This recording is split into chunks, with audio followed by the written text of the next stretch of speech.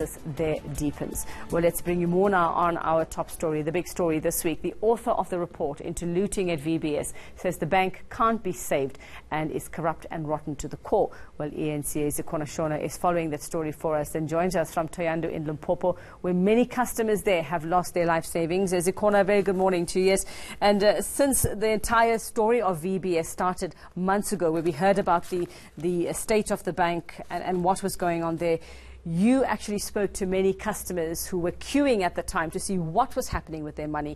As we know now, it is the poorest of the poor who will be left even more destitute than they are at the moment. Take us back to what they were saying at that time already and how they were feeling about what was happening with their money and this bank. We're outside the Sibasa branch of the VBS Bank. This is the very bank that when we visited in July, Uveka, we saw customers queuing outside the bank, many of them even sleeping outside the bank. I remember on one occasion when we arrived in July, we arrived at about 2 p.m. and customers were telling me that they had been queuing from as early as 4 a.m. Those are the ones that would go home at the end of each day. Now, during that time, customers had no access to toilets outside this facility and they couldn't eat. So many of them were relying on family members to bring them food. Many of them had to travel from afar to come and queue outside the bank. Now, at the time, the only communication they were receiving was from a security guard who would come outside the bank only to tell them who's next in line, and then they would go inside the bank and queue further. I want the team to play us a bite from one of the customers who spoke to us during that time, desperate to get any form of information. Now, when we were here, she approached us because we were strangers to them, so she was hoping that we would have some kind of information as to how she'd be able to access the money. Can the team please play that bite now? Zori zvino ne rina 370,000 ya mbulungano ride iwanana.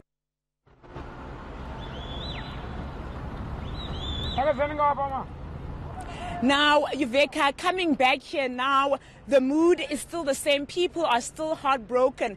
People are actually saying that they are very surprised at the fact that their very own king, Tony Mpepu Ramabulana, is implicated. As his name is among those who are listed as having been contributed to bringing this bank back. This bank on its knees. So people are saying they want answers from the king. They are saying that he is the one leader that should have protected them, but instead he has broken their hearts and has taken away the pride of this community. This is a bank that has been existing here for more than 2 decades. So you can imagine the kind of pride and the kind of loyalty people had to this bank, particularly the elderly. When we were here, we spoke to a man who said he'd been banking with this bank since as early as the 80s, and his burial society had about 77,000 rand saved with the bank at the time. So you can imagine that people's hearts have been broken, people's loyalty has been broken, and people want answers. Yeah, and Zikhona, you would imagine that there's, apart from just feeling hopeless, there's a lot of anger as well over this, having put their trust. And it's not just, one grouping. There's so many political figures from political parties, different political parties, who've actually been implicated in this. And it is just so big. Are you getting an idea, an inkling of basically what these customers themselves plan to do, despite the many investigations? Surely, they want to vent their anger and they want to sort of show how urgent this is for them, because it's left many of them just basically destitute.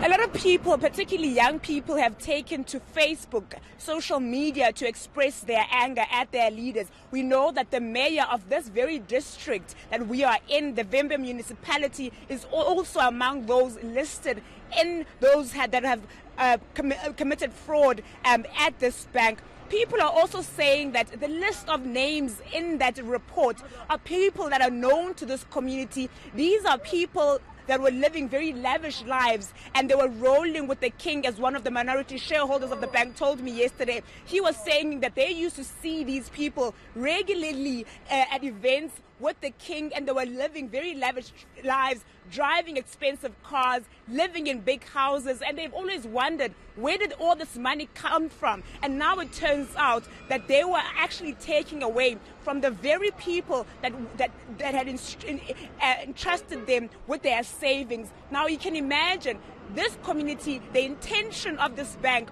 was to create a culture of saving among the Venda people. When you drive here, you see people have built their own houses, and that's exactly what the intention of this bank was, to give people an opportunity to save and thereafter be able to build their own houses, to sort of alleviate the stress from the municipality in terms of service delivery. Now that very municipality has turned its back against these people. We know that the mayor's name is among those implicated in corruption at this bank. And it's also a generational thing. The relationship with this bank is very generational. We spoke to a woman the last time who was here who was telling us that her relationship with this bank started with her mother. Her mother was saving here. Her mother would come to the bank to get loans because her father was not working to take them to school. The mother used to come to this bank to get loans so that she would be able to pay school fees and feed the household. So it's generational. The young people that are banking with this bank, they've carried that relationship down from their great-grandparents, from their grandparents, and then their parents. So it's a trust that's been broken, that has been going on for decades. So people are certainly very devastated, and they do want answers. I will later on be getting more reaction from people in this community, but we're also going to be speaking to the minority shareholders of the bank who are based here. They are very disappointed. I remember the last time we were here around August, they were actually in a meeting trying to see if they can get the community to collect money so that they can bring this bank back up on its feet. So we'll be engaging with them later on this afternoon, and they are the ones that are going to decide on the way forward as to how they will be reacting to the fact that the king's name is on that list, as well as leaders from the municipality. And it will be very interesting to see, Zikhona, did they have absolutely no idea that this was going on? Well, thanks very much. We'll catch up with you a little later on this